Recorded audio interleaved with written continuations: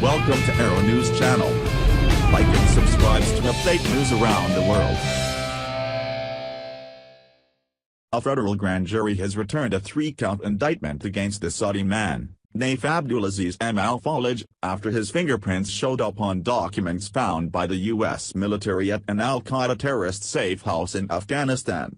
The Justice Department has now also confirmed that Al Falij did in fact train in an al-Qaeda terrorist camp in 2000. What is even more terrifying is this same man was confirmed to have attended a flight school in Oklahoma where he was issued a private pilot's license in November 2016. His license was quickly revoked last year as federal authorities now consider him at risk for air piracy or terrorism because he tried to become a member of a terrorist organization. Al Falij, 35, first entered the United States in late 2011. When Barack Obama was POTUS, on a non-immigrant visa based on his wife's status as an international student. It has been confirmed that he lied on several questions on his visa application, including whether he had ever supported or been a part of a terrorist organization. Al Falij was taken into federal custody on February 5 and faces up to 10 years in prison on each of 2 charges of visa fraud. He also faces up to 8 years for lying about his involvement in international terrorism. If convicted, then he will spend his days inside of a jail cell for quite some time. New York Post reports more on Al Falij. The FBI recently discovered Naif Abdulaziz Al Falij after his fingerprints matched those taken from a document found in Afghanistan, the New York Times reported Tuesday.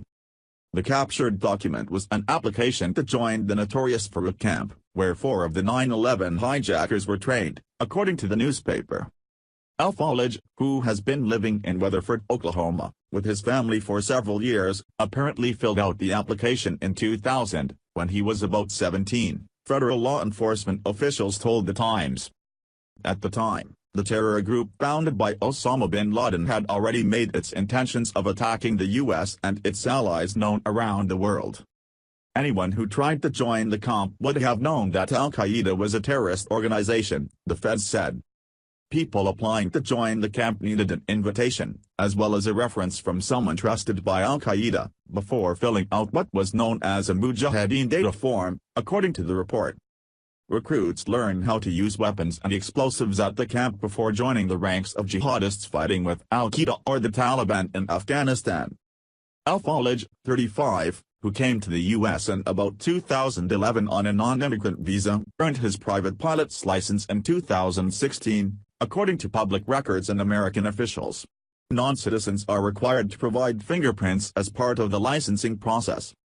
Terrorists who attain pilot's licenses can use their new knowledge to train other terrorists on how to fly. From there they can utilize aircraft to carry out terror attacks via suicide missions. A pilot license requirement should include more strict background checks for all applicants, both immigrant and natural-born citizens. This would help eliminate more incidents where people use their newly attained pilot license to participate in evil attacks that take innocent human lives. Terror attacks by suicide missions are frequent in the Islamic religion and they often use planes or motor vehicles. Some suicide attackers drive into things, some fly, but they all get caught or lose their life as well.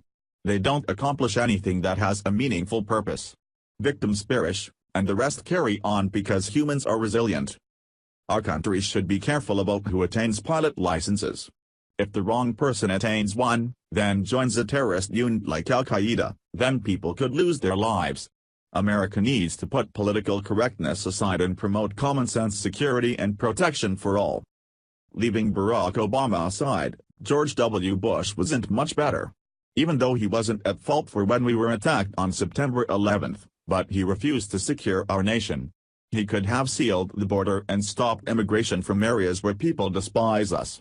Trump is taking care of that by placing travel restrictions on areas known to produce terrorists. They are not a Muslim ban as the mainstream media refers to it. Trump's restrictions include higher levels of security and extreme vetting before allowing people into America. That's not a ban, that's just heightened security.